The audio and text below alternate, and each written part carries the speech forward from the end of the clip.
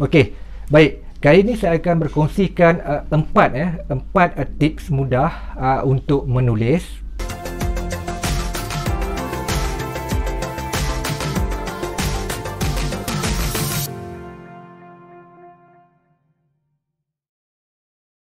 Sejahtera, salam ceria dan salam PKPB. Okey, saya Arwan bin Aziz, merupakan seorang penulis dan juga seorang speaker ataupun trainer ataupun penceramah yang lebih fokus kepada bidang soft skill, iaitu bidang-bidang ataupun tajuk yang melibatkan pengurusan masa, pengurusan stres, budaya kerja cemerlang, pengucapan awam dan yang sewaktu dengannya. Pengurusan jenazah memang jauh ataupun memang bukan dalam bidang saya, walaupun dia di bawah tajuk pengurusan. Okey, baik. Kali ini saya akan berkongsikan empat tips mudah untuk menulis. Okey, fokus kali ini lebih kepada genre non-fiction, yang mana kalau kita sebut non-fiction iaitu penulisan yang mempunyai elemen seperti fakta ataupun pengalaman ataupun knowledge.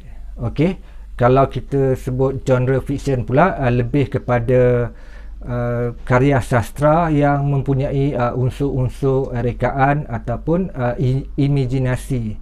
Dan kalau kita lihat contoh karya fiction, biasanya ataupun secara umumnya lebih kepada penulisan-penulisan novel ataupun cerpen. Jadi kalau katakan non-fiction dalam bahasa mudah, selain daripada novel dan cerpen, itulah yang dipanggil ataupun disebut genre non-fiction. Okay, tips yang pertama, tips yang pertama yang akan saya sharekan sekarang ini adalah sesiapa pun boleh menjadi penulis. Yes, siapa? Sesiapa boleh jadi penulis. Maksudnya tanpa mengira latar belakang akademik, kerjaya, umur, jantina ataupun pengalaman-pengalaman sebelum ini. Okey, di sini saya ingin kongsikan sedikit mengenai pengalaman saya dalam menulis buku Syoknya Kerja Kita. Okey, dahulu ataupun masa bersekolah sekolah menengah daripada tingkatan 1 sampai tingkatan 3, saya mengambil ataupun ditempatkan di dalam aliran seni perusahaan. Okey, dan selepas tamat tingkatan 3, saya belajar di sekolah menengah vocational 2 tahun, tingkatan 4 dan 5, iaitu dalam bidang pengurusan perniagaan. Okey, tak ada pun satu yang berkaitan dengan sastra ataupun berkaitan dengan penulisan. Okey, dan seterusnya alhamdulillah dapat menyambung pengajian ke peringkat yang lebih tinggi. Dan bidang yang saya pilih ataupun yang saya telah masuk adalah lebih kepada teknikal, iaitu dalam bidang penilaian. Kalau bahasa sekarang ni mungkin lebih dikenali sebagai bidang pengurusan hartanah. Okey, dan seterusnya menyambung lagi pengajian dalam bidang pembangunan sumber manusia, yang mana program itu lebih kepada membentuk ataupun develop seseorang bagaimana untuk menjadi trainer, penceramah ataupun pereka bentuk latihan. Tak ada langsung ataupun satu pun berkaitan dengan penulisan. Okey, jadi dari segi kalau kita lihat dari segi kerjaya pula, sebelum ini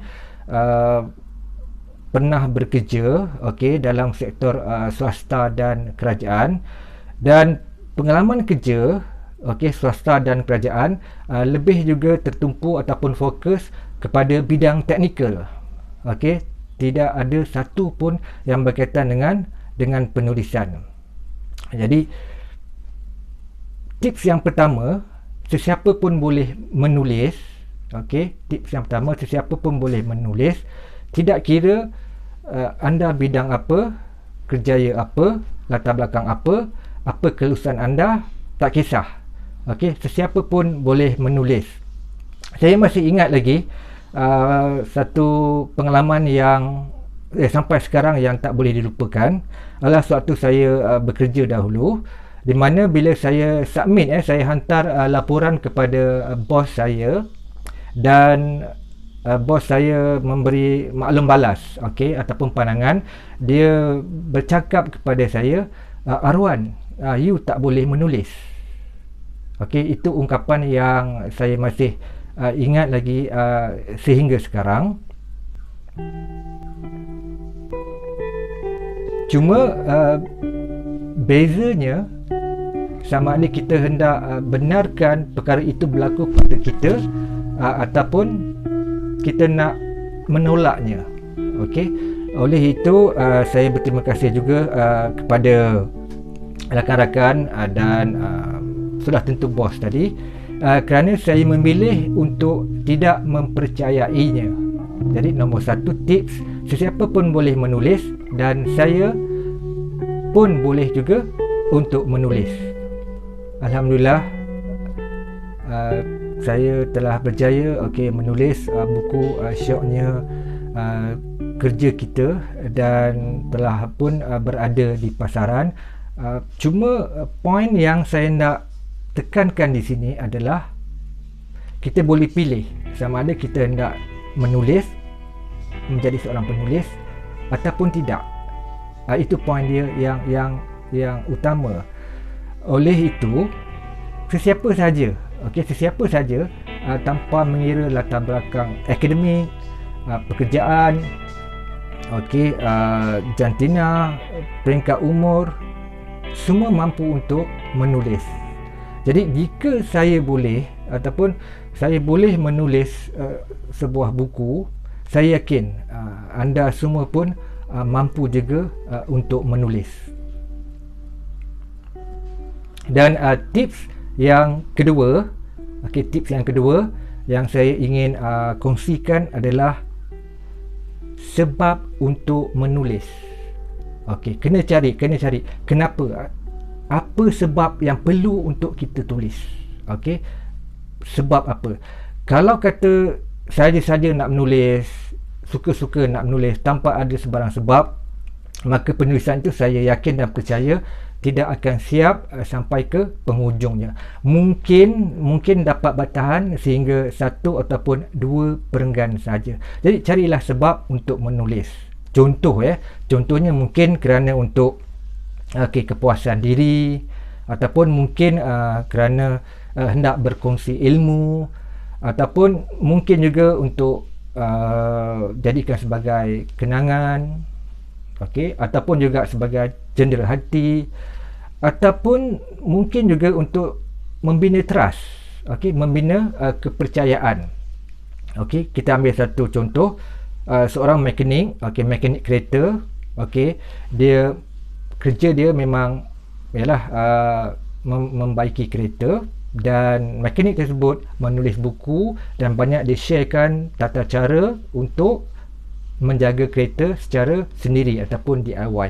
Jadi bila pembeli ataupun customer yang datang, yang baca buku tersebut, yang melihat buku tersebut, trust customer ataupun pelanggan lebih kepada mekanik tersebut berdasarkan kerja dia, pengalaman dia, dan pembacaan yang telah ataupun penulisan yang telah dibuat oleh penulis itu.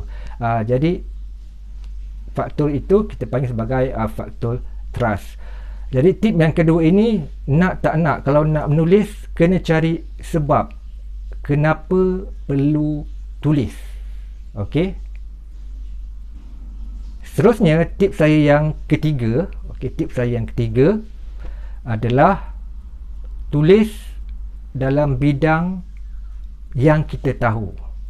Tips yang ketiga, tulis dalam bidang yang kita tahu. Contoh Ali, contoh katakan Ali, tak ada kan kawan-kawan di sini yang nama Ali. Ini contoh saja Ali. Ali bekerja dalam bidang hartanah. Okey, jadi apa yang boleh Ali tulis ataupun kongsikan dalam penulisan dia adalah sesuatu yang berkaitan dengan hartanah. Contoh mudah adalah tips ataupun panduan ataupun cara bagaimana untuk membeli sesebuah rumah kediaman.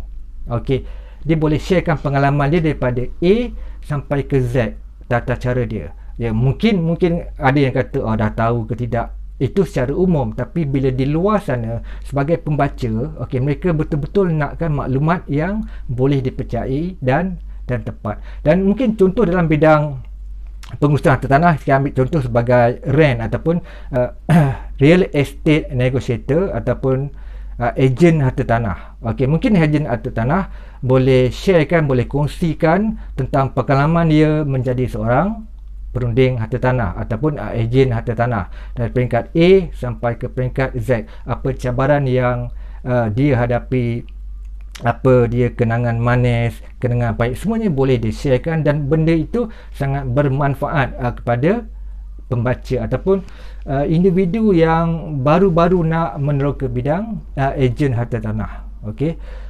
Contoh yang lain, kalau kita ambil contoh yang ialah zaman COVID ni, zaman PKP ini, okey, banyak rider ataupun penghantar makanan. I don't care, saya tak kisah. Okey, mungkin rider ini kalau berminat untuk menulis, okey, mereka boleh tulis juga. Okey, cara ataupun teknik bagaimana menjadi rider untuk maintain income dia. Mungkin ada cara yang kita tidak tahu. Okey, kena login pukul berapa, apa petua dia. Okey, itu semua rider yang tahu. Jadi kesimpulan dia untuk tips yang ketiga ini, tulis dalam bidang yang kita tahu. Okey, jangan kita rasa kita nak jadi sesuatu yang hebat, jadi sesuatu yang terkenal, kita menulis perkara tersebut walhal memang kita tak tahu pun benda itu ataupun tidak ada pengalaman pun tentang perkara tersebut. Dan tips yang keempat, okey, yang saya akan sharekan last ini, tips yang keempat adalah jadi diri kita sendiri. Okey, kita tulis dengan jadi diri kita sendiri. Maksudnya, okey, jadi diri kita sendiri, kita cuba luahkan, okey, diri kita ni luahkan ke dalam bentuk penulisan. Okey, tak perlu kita nak jadi orang lain, okey, jadi individu yang lain. Kemudian kita cuba terjemahkan ke dalam bentuk penulisan. Okey, contoh kita cuba gunakan bahasa-bahasa yang biasa kita gunakan sehari-hari dalam percakapan dengan kawan-kawan, dengan bos, okey, dengan keluarga, dan dengan siapa-siapa yang kita bercakap. Be yourself. Daripada situ cuba kita luahkan, kita huraikan ke dalam penulisan. Kalau dalam konteks, kalau kita lihat dalam konteks genre non-fiction, pembaca ataupun kebanyakannya pembaca lebih suka membaca bahasa yang santai-santai ataupun yang tidak terlalu ilmiah ataupun yang tidak terlalu akademik. Mereka akan cepat bosan. Yang penting mereka relax, pembaca relax, santai, dan dapat knowledge ataupun input yang boleh dipraktiskan.